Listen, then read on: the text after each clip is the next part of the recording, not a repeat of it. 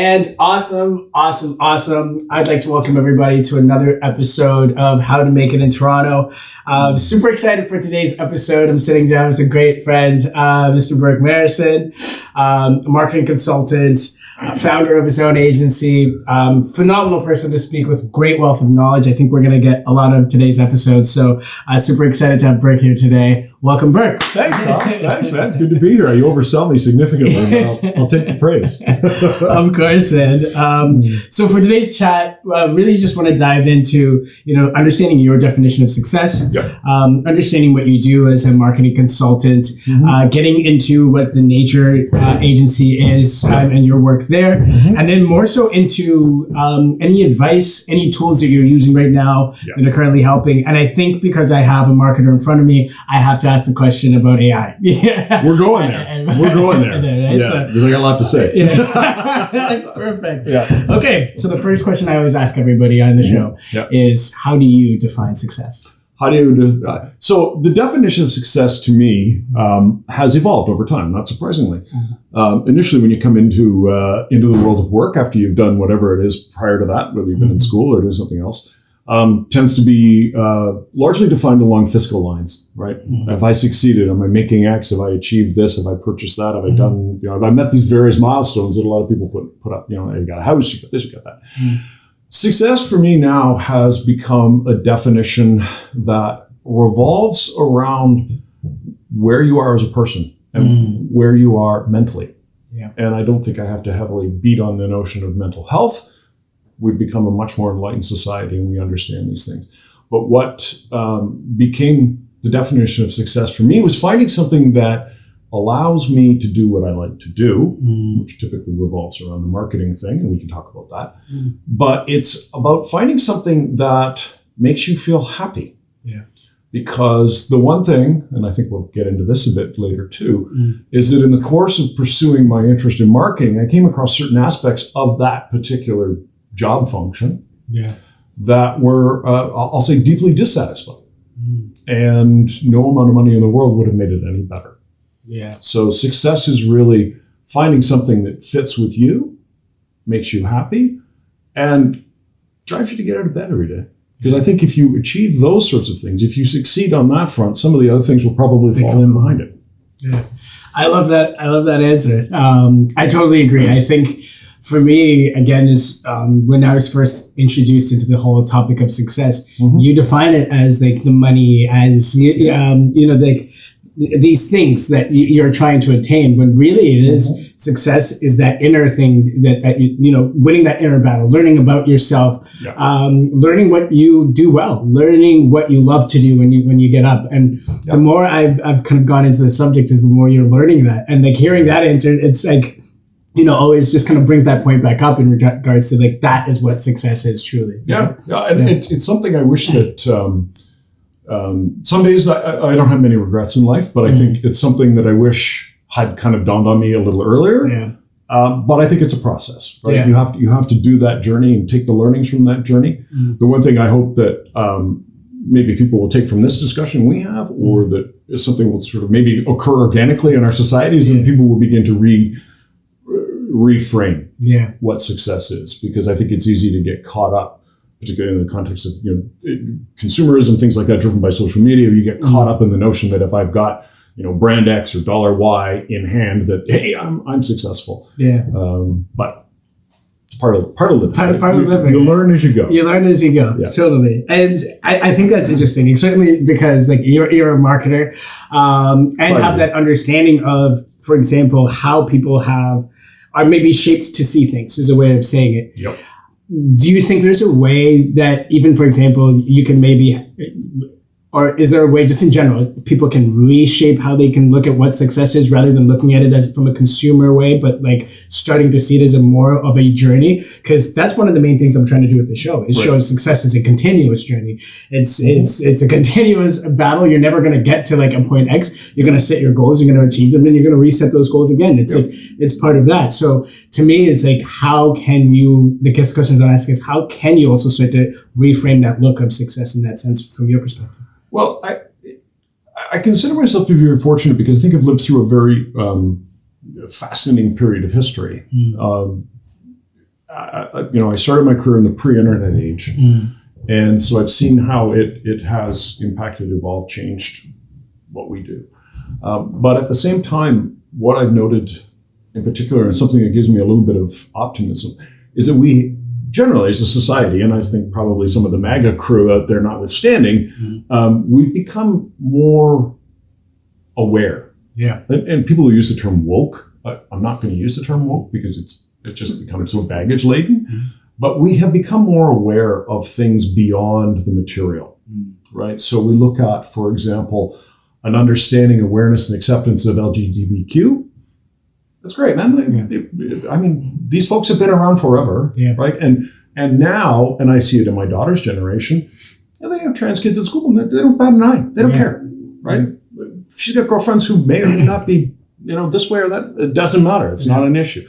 Same thing with mental health, right? An understanding of the importance of mental health and the significant reach of mental health issues in our society. And those things didn't exist, 25 years ago. Even. Yeah. And I think that sort of mindset, that approach to seeing the world and having God, I can use the word inclusive, but a more sort of inclusive view of the world and a more enlightened worldview offers the hope or the potential for us to look beyond just physical items that we think are bringing us happiness, or dollar amounts, or any of these things. So I do have a bit of optimism around that. I think we might get there. Yeah, I totally agree with that. I mean, I think we're both optimistic people. So, like, obviously, the great is that I think there's always hope for that. So, marketing. What attracted you to getting into marketing? I mean, I can say this based on me knowing you. I know that you're a very smart person. I know you're an inquisitive person. You're always asking those questions, and you're trying to figure things out, similar to me. And I think that's one of the things that two of a kind, right? Like in that sense. So, what first attracted you to marketing, and what inspired you to get into it? So, I started to lean into the interest, I think, probably in my last year of university. I was doing political science and economics. I was thinking about becoming a lawyer, frankly. Nice. But I realized at that point I had to get out. I had to start making some money and get debts, and you got to kind of make your way in the world. And I started to think a bit more about, what kind of appeals to me. Where's my mind at? And I was one of those guys when I lived with all my buddies in the house. Back in the day at school, I would love the ads. I didn't care about the content. Yeah. And to me, that was appealing to a creative interest. Yeah. But as I started to sit down and sort of examine it a bit, I think it was partially this curiosity that you talk about, because what was always a consistent thread through the marketing thing is it's figuring out and understanding what's going to create a new behavior in somebody. How can you convince somebody to do something that they may not have otherwise decided or elected to do or decided to pursue? Yeah. And that was always sort of the thread that ran through all of it. And so I was fortunate enough in the early 90s, way back, during a pretty decent recession, to get an opportunity to work with a market research firm.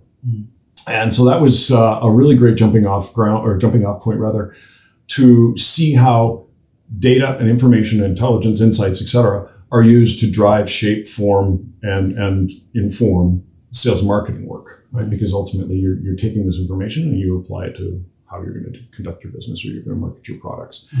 And so that just kind of cascaded through. I worked at the market research firm for a while. I went into, brand marketing in the consumer packaged goods world. Worked on two very different brands. Like mentioned earlier, I was part of the team, very, very fortunate to be part of a team that led the introduction of Tropicana in this country. Yeah. Tropicana was an easy sell, right? It was a radical new way of getting orange juice, right? Canadians are used to that frozen 12-ounce orange plug that used to be in the freezer chest, and suddenly you could take it off the shelf and it was fresh and it was better. Yeah. But that I always maintained, you could probably sell that even if you put a picture of Al Waxman naked on the label, because it was so good. It didn't matter what was, it was going to sell. But I then had an opportunity to go to another company, and I was responsible for Cottonelle, the bath tissue, toilet tissue. Yeah. And that's a whole different thing, right? Because that is a commodity item wrapped in a personality and a brand and stuff, right? And so you had to work a lot harder to, first of all, break through to people, because it's kind of a low interest category, right? I mean, it tends to be driven by price, commodity item, people, But it sharpened my skills and my interest in leading that sort of successful persuasion, right? And I was very, very lucky again to work with a couple of women who were heavy duty P&G ladies. They'd been trained at the mothership, and for a guy like myself, who, I never did an MBA, and like I said, I kind of had to get into the working world. I wanted to get going. It was a really great training ground. Yeah. Really great training ground. And so that curiosity has propelled me through always. Yeah. I love that. For me, again, it's working in sales, but I always find sales marketing very much like married, I remember being in a pop culture class at Brock, and they were talking about how a mall is set up. Yeah. Right. And at first you just think, oh, it's like you never know about the setup or what it means. But for example, they put the food court in the middle because it's to drive you to walk through all the stores and get to the middle. Right. Yep. Or, certain things are located in certain areas, like jewelry stores are usually right at the front, or if you want at a certain end of the mall, because it's expected that as you're walking in, you're going to have cash. You see jewelry, you might be with a girl you like, boom, you can make the purchase right away. Yeah. And when as you're saying, that persuasion, when I started to understand that, it blew my mind, and I was like, that's how it's all done, working in tech, the way a website's set up, certain colors and trying to get you to a buying page, all that really started to attract me, obviously, to this world. And, again, wanting to be good at it and obviously do the work. Yeah. And so for you're talking about, you started and you jumped right into work. What was some of the first obstacles you faced in getting there, and how did you overcome them to continue down the path? Because marketing is not something easy you can do, and it's a tough thing to really get into. Yeah, thankless sometimes. The obstacles or the hurdles that I faced. I think probably one of and this is hardly an obstacle or a hurdle. It's more about a personal development step. Because again, I came out with a pretty general. I got my honors BA. And you said you went to school for political science. Right. I was poli-sci in economics, and the specific weird focus on Canadian trade and Canadian trade barriers, and it was fairly specific. But the one sort of big hurdle was really sort of becoming attuned to and sensitive to some of the nuanced details of the business world, right? Conduct, behavior, learning when to shut your fool mouth, which has always been a problem of mine. And I think any of my, past colleagues will tell you, too much to say sometimes. But yeah, it was, I think the first few years, you got to make this evolution, right? You become sort of something other than what you were when you were in school, which is kind of kidding, right? Because that's what happens. But otherwise, I can't say, and maybe I've been able to just sort of dodge the big hurdles. Something will probably come to me later too. It's probably something that I blacked out of my head. I can't see it. But of course, I would say in regards to for example, when you were getting started out. What were the things that you think? Well, because did you get a job right away to get started? No. And in fact, because again, 92 when I graduated, there was a bit of a recession going on, and I remember going to a couple of interviews or talking to people. And back then, you had to sort of network on the phone, right? And you had to kind of suck it up. And again, that was kind of a new thing. It was difficult, and it took. I graduated in April, May. I didn't get my job until September. So I had a pretty, nervous summer. I was lucky because one of my contacts that I had been introduced to called me up from the research company that I wound up working for and said, hey, we've got an opening here that is typically given to a co-op student. We don't have a co-op student. Do you want to come and take it? And I knew what the company did, and knew where they fit into the grand scheme of things. And I knew it had certain paths that would lead out of it that allowed me to do more of what I wanted to do. And I was like, yeah, I'm in. I'll take it. So off I went. Yeah. And that was basically an internship program, and that's where you kind of... Yeah, I started, it was a co-op thing, and then I worked there. I worked for them for, better part of 3 years. Yeah. But yeah, and it was good education. And starting from there. And that's always sort of been a sort of personal development plan of sorts, because I consider myself to have touched the 3 points of the triangle, if you will, of marketing. Possibly been pricked or burned along the way, but not burned, but but you learn as you go. But it was client, agency, and research, right? Yeah. And so I specifically sought out experiences in all three of those areas. That's awesome. So, like, and for listeners that may not know, like, in regards to what marketing is or what marketing covers and the role of a marketer within a job, could you share, like, what?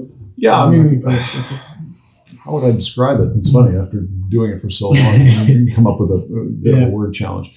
Really, I mean, it's about either developing, supporting, or nurturing a unique personality, positioning, and series of benefits around a particular item, product, service, or other. And so in the case of Tropicana, for example, you come in new, right? You understand some dynamics around the category of orange juice in this case, but in that case, it was a new brand, right? So you have to start to develop, bank, form this understanding of what people think of it, and play to the strengths, and minimize the weaknesses, and so forth. Yeah. So that's kind of it in a very simplified sense. We talked about sales and marketing, right? They very much are this. And one of the things that I think a good marketing department does is try to have good relations with your sales, because there's obviously a massive connect between the two. And interestingly enough, when I was working on the bath tissue category, when I first joined that company, it used to be Scott Paper, it's now Kruger. The sales and marketing teams were kept in different parts of the building, and some of them didn't have card access to the other section. Like, there was this really weird split. Yeah. And one of the things I'm super proud of, such as it is, back in the day, was working very closely with sales to address a significant challenge we had with a retailer. It was Walmart at the time. And it was only because, I leaned into it, and they leaned into it as well. And we found a path that we got it done. And in the context of that organization, that brand assignment, was a little bit new at the time in a way. But yeah, I'd say that's kind of it in a nutshell. Again, something will probably pop into my head later. Yeah. That's kind of what would you say is the value, especially and like now moving into where we are now with the rise in all these tools and the internet in general? What is the importance of marketing, or like at least the value to a business to have good marketing? Well, I think the value. The primary value now, in particular, I think, is to really understand the consumer. Yeah. Right. You really need to be up to speed, dialed into, and in constant contact, not physically, but from an informational perspective, perhaps, with the people you're trying to persuade. Right. And today, it's interesting. The advent of the internet and just digitization generally has driven the speed with which that information exchange has to happen and occurs, and how it influences and informs your activities. That has been a really significant change, and very interesting. I don't know if I answered your question there or not. No, I mean, like, just in regards to, I think it's great to see the change, but how it's like, obviously, and like, I think you did a great job of explaining it's understanding your customer, right? And I think more specifically, and this is where you and I got to work together, is how your customer is speaking, what avenues they're speaking through as well. Yeah. Because, some of them can speak to you through Google reviews or through Instagram or through Twitter. Yeah. I think that's one of the things that social media has done, is kind of bridge that gap between, a business and its consumers. And certainly with the people behind that business. Cause like now, like, if you want to communicate to a CEO of a big company, you find them on Twitter and you're like, hey, exactly. Right through to there. And I think, right? So that, catch up. I think that's been the real change in the paradigm in a way, is that previously when I started, you had to actively seek out the consumer, and you had to solicit from them the sort of key intelligence bits, the insights that would inform your actions, right? And now, with the consumer, with the public generally possessed of the megaphone, right? I mean, that social media and the internet, more largely, to me, it's a giant megaphone that everybody's got, right? Everybody's got something to say, and we can see where it's led us. Yeah. And so it kind of switched that a bit. So you go from sort of actively drawing these things out to figure out where I'm going to find out the best nuggets, the best insights, and put them to work. Yeah. Exactly. Yeah. No, that's really cool. And so now, which is like the evolution of you obviously starting into marketing, and now and obviously you're founder of your own business, you're running an agency, and part of what your agency does is marketing consulting. Mm-hmm. What can you start with, like, obviously letting us know what is the nature of your agency, how, like, what are you guys doing, what's your goal with it, and just a little bit more information. So I do. It's kind of an agency, but it's not. Yeah. And so we're a federally incorporated not-for-profit, and our objective, in the simplest terms, is to turn everybody into an environmentalist. And so we came together as a group of people. It's not just mine. It's me, and we're now a team of 7 as sort of the founders. But it's our belief that using the technologies, techniques, procedures, mindset of marketing and advertising, we can change not only the way people are receiving information specific to environmental issues, nature at large, but also reach more people is probably the easiest way of putting it. God, I'm not even sure if I'm saying this right. Okay. But that's kind of our singular objective. Yeah. And using this built-out apparatus of persuasion that we have all around us to serve something in our collective interest. Like, it's all out there. Why would we not use it? Yeah. Right? We know that it works. It's effective. We've been using it to sell people burgers and jeans and cars and things that they may or may not need. So why not put this messaging system to use for our collective benefit? Yeah. The nice part about this is that it's largely founded on some fairly decent research intelligence that tells us that the traditional environmental movement to date has been largely talking to itself. And we've got a piece of research that we frequently cite to people that basically breaks the Canadian population into 4 quadrants. And so we've got the environmental people, the people that are already sold, and that's about 10-15% of the population.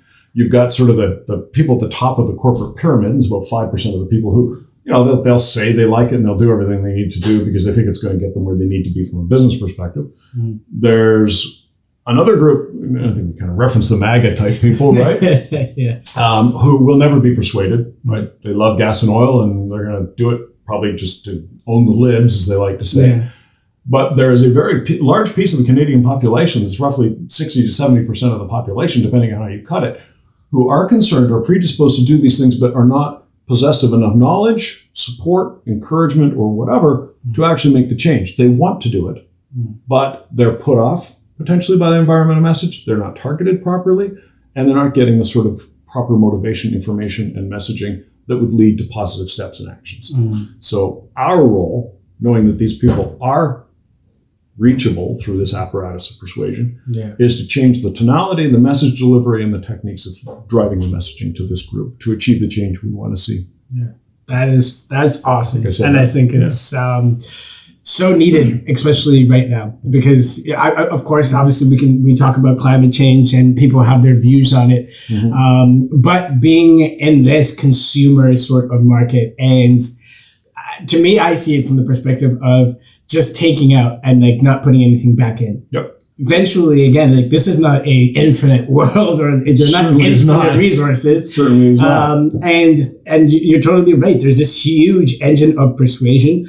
And if I can cut in and explain again why I started the show, is to counter there's a lot of the information out there that is either negative or nonsensical, or actually, just taking away from the positivity or anything in the world, really, and trying to, fight against, this algorithm and bring in some knowledge, bring in, some information that can actually help people, right? And sharing this knowledge, as you're saying, if there's a 60% group that is sitting there, that, if they have the information, can act on it, I would love to connect with those people and give them access to this information, share information about your agency, and have us as a group, focus on the things that really do matter instead of the consumer side, or getting to the point where we're numbed out and you're basically just scrolling on a screen and you're forgetting about the important things. This is one of the challenges we face today, right? Is that we're inundated with information, some of it of dubious veracity. It's the fire hose, right? So you 24/7, and one of the things that keeps driving me about this, and I say it a lot, is this whole apparatus of persuasion. We have this massive messaging system, this ecosystem built around us. And if we know through various pieces of research that I've seen from various outfits, whether it's Ipsos, our own internal research, or anything else, Pew or the Yale climate folks and stuff, there's a lot of different things, and they'll all tell you the same thing, is that these people are not getting the information they need, but they want it. Yeah. Right? And they have some very specific insights around that. That's one of the other things that I take pains to explain to people is that, I personally had a lot of disdain for environmentalists, because you're going to go throw soup on a painting, or you're going to disrupt somebody's day by blocking a road or something. That is not productive. Yeah. Right. And that continues to reflect and feed into this undercurrent of negativity and conflict. Yeah. That is really sort of challenging our society these days. And I say to my clients, like, don't show me an oil-soaked bird. Don't show me Greta giving me a hard time. Yeah. Right? We got to change that tone. Yeah. Right? Yeah, and so that's what drives us. And so that's, again, we say we're an ad agency that has only one client and only wants one client. And I tell people we won the nature account. Yeah. Right? That's awesome. Yeah, that's cool. Yeah. So I think it's totally, and I mean, as you're mentioning the messaging side of it, and looking at it from an informative, and this is just me giving my perspective on this, but as you're saying, it's like, it's, and I feel interesting when I see things like, the big oil spills, there's a bird with all this, and you feel terrible, right? But like the biggest thing is like, and when you're in the position, is like, I can't necessarily do anything myself at this point in time to change it, right? Yeah. But obviously, as you're saying, especially if we can all if that messaging is changed, number one, the power of messaging is huge. Yep. I feel like communication is a big thing. Usually the reason people don't get along is like, you're not either communicating clearly in regards for you to see each other. Yep. We may not have to, go along with each other, but at least if it's clearly communicated, you're not going to get irritated and then jump to the emotion of like, fighting each other. You can clearly communicate, right? Yeah. And that's where I feel like, as you're saying, the messaging in regards to environmental clearly isn't landing, I feel like, in the right way. So it is the right time to kind of change it, because we are a part of nature and we feel like we are separate from nature and we own it. And then we can do whatever we want with it and we'll be okay. But we need to change that kind of line of thinking and how we approach it, of course, right? And that is really one of our sort of core things. And that's actually our campaign that is currently in market right now. It's just very simple. It's you are nature. Yeah. And it starts with the premise that we are a part of and not apart from nature. And if you begin to get people to understand that they're part of this web, and it wasn't bequeathed to us by a deity or the man, right? I'm an organism. I got DNA just like a fungus, a tree, and a toad. Yeah. Then people, you set up that opportunity to drive a deeper discussion or deeper thought around these things. And one of the things that, again, sort of we talk about, don't show me this. I see a seabird covered in oil, and some people go, well, what can I do? What can I do? I feel powerless. I don't have the information to make the changes necessary. And one of the things that we talk about is that if I can get 60% of the population to see that small steps have a positive change, and you encourage them, then you're more likely to get what you want. Yeah. So, the stat I frequently cite to people is that the average Canadian is responsible on an annual basis for 175 kilograms of plastic. Wow. If I could get, I'll dream big here, if I could get every Canadian to cut 2 kilos of plastic out of their lives, that adds up. Yeah. Right? Like, that has an impact. And if you start simple, start basic, draw people in, right? Be welcoming. It's the open hand and a smile, not the fist and a scowl. And you start with that, you change the tonality, then we can have a discussion, right? And we'll put aside differences. We realize that we have a common interest in these things. Yeah. So, where is a great place for people to start to get more information? Obviously, number one, in regards to the agency, but also just learning more, even about the subject of either one, coming together to have this common goal of fixing nature, or just to learn more about either steps they can take, or just around the subject matter in general. Do you have any resources for that? Here's the problem, is that there is no end of information out there. Yeah. It's literally everywhere. The problem is that it is not made accessible. It is not presented with an understanding of the insights specific to the audience you're trying to reach. And so it tends to get glossed over, forgotten, or ignored. Yeah. Right. I mean, we have our website, our agency site, which is naturagency.org.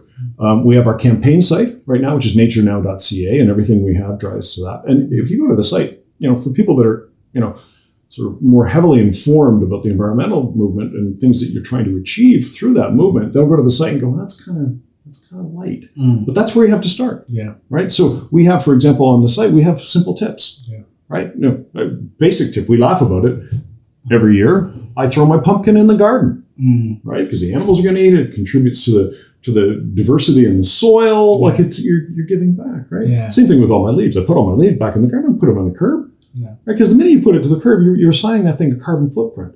I thought we were trying to stop with the carbon thing, right? Well, you got all this organic stuff. Throw it in your garden, yeah, right? And so some people are going, well, that's kind of, can I swear? Yeah, enough. It's kind of no shit Sherlock stuff, right? Yeah. But you got to start with that, and you'd be surprised. Like again, it's my regular old Toronto neighborhood.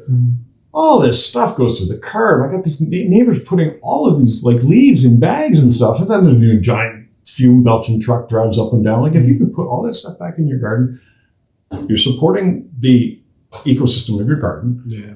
Reducing this, and it's basic stuff. Yeah. Right? But people they're not getting the message. So I continue to see every fall there's all these bags and there's a stupid ass pumpkin that you carve. Right? Throw in the garden. Yeah. So that's totally true, but I think you're totally right. And I think that's a big thing that I hope people take from this certainly is like the little steps and opening your mind up to seeing it that way and, throwing something like a pumpkin in the backyard, right? Because we're contributing to more plastic, more everything being created just to throw something out. And like we're claiming or thinking we're cutting it down when they have to produce all that, which is we're bringing it right back up, right? Yeah. And I can certainly say, what I know in regards to about success is like it's little steps that you take along the way. You have to start somewhere, right?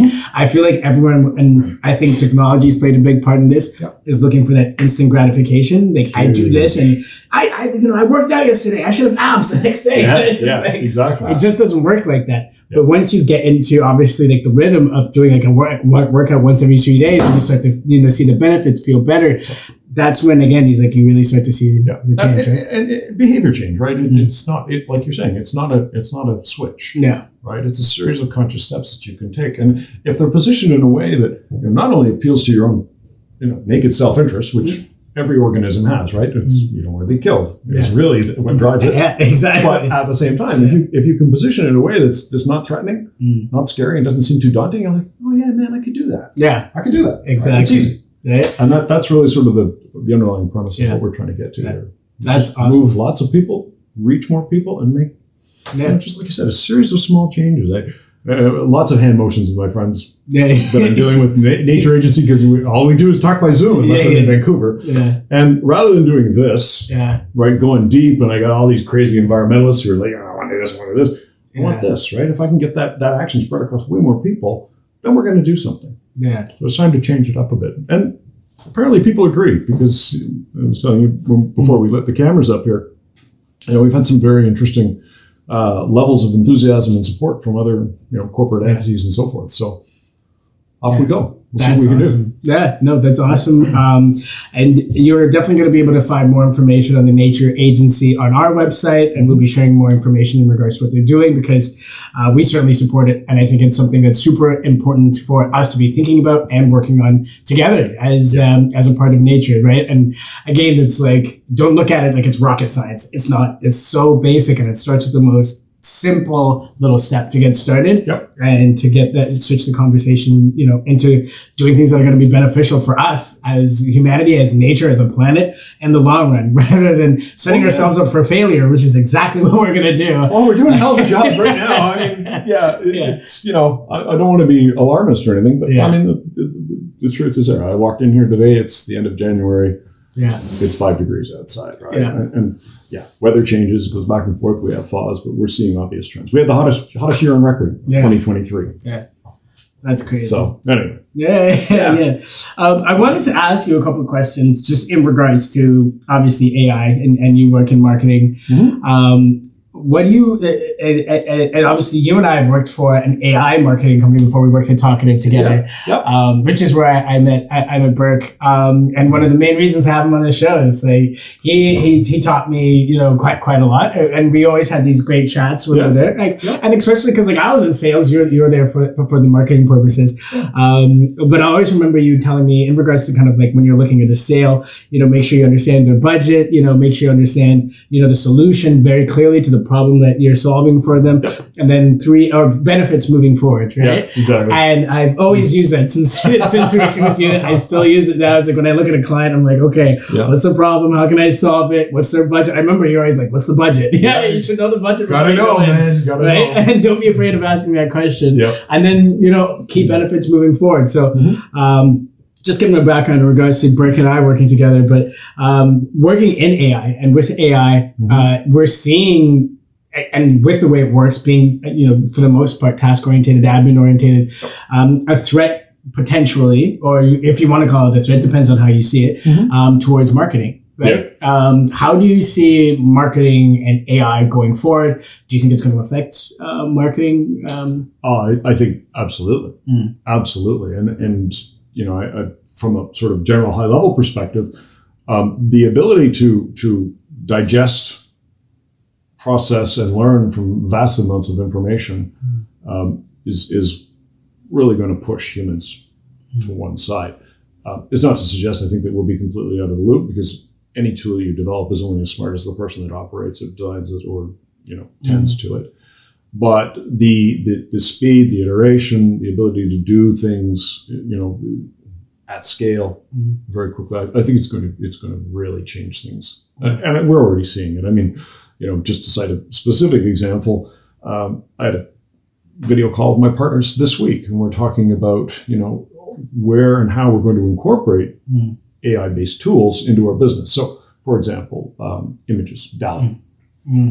We use stock photography on the site. We have very specific requirements and needs to create images that are resonant with the audience and support sort of our campaign thrust, if you will. I can now have those things developed, right? I can put those parameters into the machine, as it were, and I can have those images popped out, right? And so it's going to shorten my cycle time. It's going to change my dynamic and interaction with the suppliers in that space. I used to work for an image supply organization, right? If I was one of those companies, I'd be kind of going, okay, I got all this great photography and stuff, but if I can go out and just create the image I need right now, photographers, done. Illustrators, touch-up folks, done. That middleman system, done. Right? It's massive. Similarly, one of the things that we're exploring, and I'm very excited about this.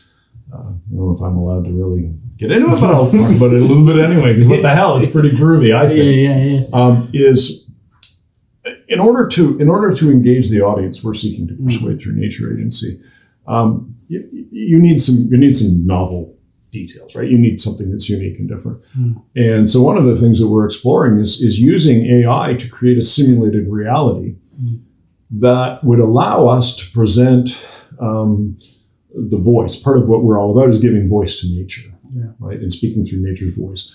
Our current campaign has Mother Nature calling people on their phones, leaving messages. It's kind of fun. We had a lot of fun doing it. But in this case, using an AI platform to provide the perspective and voice of a particular organism. So interesting. We had a gentleman with whom we've been having some discussions.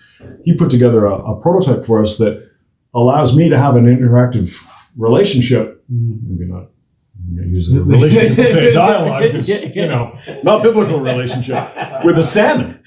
Wow, So I can type in, this got a name. Hey, how you doing? What's going on? Tell me. And I ask it a question. What's going on? How is your day being affected by El Nino right now? Well, right now I'm having difficulty finding food sources. The water's warmer. Blah blah blah. It gives me all of this information, and so we want to have this capability presented through what we do, so that you can have that sort of two-way information exchange, that I can feed somebody's curiosity, to offer up sort of the opposite of that. It's like I go to a museum and there's a placard on the wall and I read it. Yeah. What if I got more questions? What if I want to ask something? You can't get there. Yeah. Now these tools allow us to bring that level of engagement, interactivity to it, and for us as marketers, and having something that's groovy and getting people come back to the site. I can go back and have, I can talk to an oak tree, or I can go talk to an amoeba or whatever. Right. Yeah. And so that's where it's really sort of kind of fun and exciting. I think that is going to change the way people will see certainly animals or even nature. Because if you're able to start to think about it from their perspective, or you at least provide like a human understanding to it, it's going to change the way you'll look at something. And I think that's really, really, really powerful and cool. It's kind of a core plank of where we're going and what we plan to do here is that if I can make you see the world through the eyes of these other things that are impacted by what we do, and change the way you see the world, then you're probably going to have an ability to see things differently and behave in a different way. Powerful. Amazing. So finally, I was going to ask in regards to what tools are you currently using, or resources that are you currently using that help you on the day-to-day, obviously be successful in your role, and that you can share with the audience in regards to. Yeah, this is where I probably come off as a bit of a caveman. I from an AI perspective, as a tool, just in general. Right? Okay. Oh, sorry. We're using ChatGPT. I had it write all my privacy policies for our websites and stuff, right? It's great. Yay. Right? Simple. I just type it in. Here's what I need. Here's my site. Here's what I'm doing. Okay, bam, here you go. Right? That was 30 seconds. I don't have to talk to a lawyer. I don't have to. It just writes it. Right? So that's kind of an interesting tool. Otherwise, a lot of the tools now, because we're all over the place. All my partners are out west, right? Video calling all the time, which is no surprise in the in the light of the pandemic and the adoption of Zoom or Google Meet or all those things. I get a kick out of it because, again, I started in the era when your phone had 2 twisted copper wires in it, right? And you want to talk to somebody, you pick up this heavy duty plastic thing, and now I got this idiot Black Mirror thing that spends too much time in my hand. Those are the basic tools, but otherwise, a lot of what we do, and this I think is where, sort of all the stuff I've accumulated over the years continues to have a role. Like, it's not like I'm taking all my experience and junking it, which I'm very lucky, I think, because I think there will be some industries and places and jobs, et cetera, where everything you just junk it. It's about the skills and experience and applying the skills and experience, being able to really sort of know what questions to ask, what to look for, and what particular levers I need to operate to achieve my objectives, right? And so that's curiosity, understanding your audience, sticking to these core basics that transcend any of the technological advances or newfangled things of the time. You got to get back to it. In the end, we're mammals, we're primates, and we continue to behave in a certain way. It may be impacted and influenced by external factors like the social media or the internet or anything like that. But there are some basic things underneath that you continue to just sort of apply, wittingly or otherwise, to the activities that you apply to your daily pursuits, right? And so that's where, my partner, Sonny, with whom I really kind of leaned into this whole nature agency project, we said, you got to get back to humans, right? Yeah. Right. We're the problem. In this case, in this particular context, we're the problem, and how are we going to do it? Well, you got to understand where their heads are at. So that's kind of I'm not sure that's a tool per se. No, but it's it's an accumulated experience and behavior that has application down the road. Thank God. Yeah. That's awesome. Yeah, I think that's a great answer. My last question for you, and obviously for me, I wanted to introduce the audience to you. Yeah, cool. Knowing that we're definitely going to be having Bourke on more and more. I'd love to come back for chats. Yeah. I know you're a music guy. We're both we share playlists with each other. Yeah. So the last question is, if you had a theme song, what would it be? Oh, if I had a theme song, well, it would change daily. I saw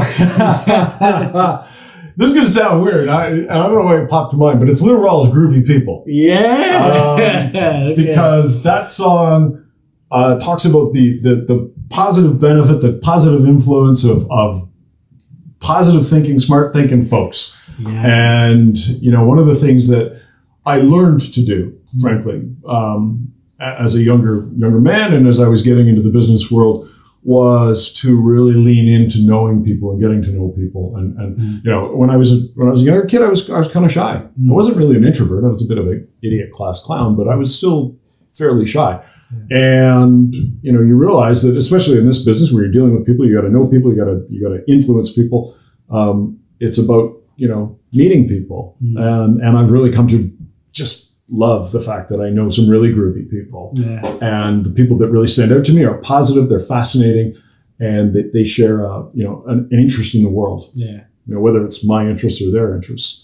So yeah, I'm gonna go with Lou Rawls, groovy people. That's today's song. Groovy people. That's awesome, and thank you so much for your time today, walking us through obviously your career, your version of success, learning more about the Nature Agency. I can't wait to continue to work with you, to hear what you guys are doing. I think that's phenomenal, and it's such an important subject to be speaking about. So please check out the Nature Agency, and look forward to having Bourke back on here. Thank you so much for coming out. Thank you for having me. Of course. I'm humbled. You asked me to do this. I'm like, oh man, okay. It's a bit of a big ask, but I'm making an ass of myself. You absolutely killed it, and I think, especially knowing what you guys are doing, amazing. Thank you so much. Thank you. Awesome. Take it ace. I'll see you again. Yes, sir.